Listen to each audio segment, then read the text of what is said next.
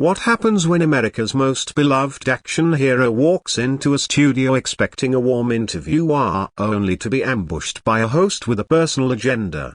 That's exactly what unfolded on Good Morning America when Dwayne "The Rock" Johnson sat down for what was meant to be a routine promotional appearance. But within moments, the air turned electric with tension, and what followed became one of the most unforgettably and unsettling moments in morning show history. The day began like any other. Johnson arrived early to the ABC studios in New York, calm, composed, and focused. Hair and makeup prepped him as his publicist briefed him on expected questions of his movie, his family, a few laughs. The formula was predictable, safe. But on the other side of the set, George Stephanopoulos was preparing something else entirely. Rather than softball questions, the seasoned journalist was armed with research, accusations, and a determination to strip away Johnson's carefully maintained public image. From the moment Johnson entered the studio, something was off. Stephanopoulos didn't rise to greet him. Their handshake was brief, cold. The vibe was off. And then came the first unexpected line. "Good morning, Dwayne," Stephanopoulos said without a trace of warmth. "I trust you're ready for a real conversation today. I am not just another promotional puppet show." Johnson blinked. "Good morning,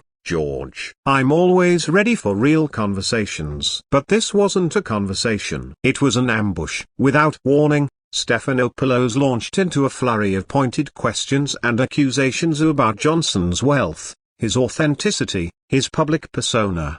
"You say you care about your fans," George challenged. "But is it authentic to charge $25,000 for a 30-second post while preaching humility?" Johnson held his composure, but his jaw tensed. "I didn't come from money. I've worked for everything I have. I've always shown up for my fans." That wasn't enough for Stephanopoulos. He mocked Johnson's career as formulaic, repetitive, empty. "You've made the same movie a dozen times. That's not acting, it's branding." Johnson tried to defend the value of entertainment, but the attack only intensified. Stephanopoulos produced anonymous crew quotes accusing Johnson of being distant, disingenuous, fake behind the scenes. The tension in the room spiked. "Where are you getting these quotes?" Johnson demanded. "That's not the experience of the people I've worked with for years." Then the conversation turned political. Stephanopoulos questioned Johnson's flirtation with public office. He accused him of being non-committal,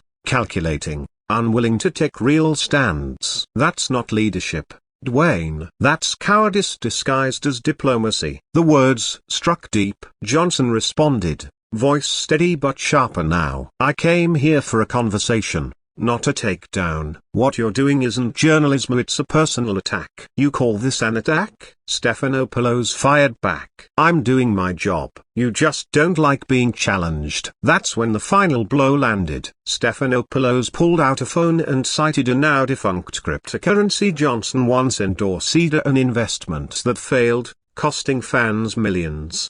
"This isn't scrutiny," Johnson replied, visibly shaken. "This is character assassination." To which Stephanopoulos coldly replied, "You never had character to begin with. You're a brand, a product, a facade." The room went silent. Johnson stood up. "You know what, George? You win. I'm done." "Sit down," Stephanopoulos demanded. "We live. You can't just walk away." Johnson stared him down. "Watch me." He removed his mic, set it gently on the chair, and walked out, ignoring everyone around him. Stephanopoulos tried to salvage the moment, turning to the camera and delivering a final line meant to shift the blame. "Well, I guess we've seen the real Dwayne Johnson today." But for viewers around the world, it wasn't Johnson who came off as rattled or exposed. It was the hoster who took things too far and lost the room in the process.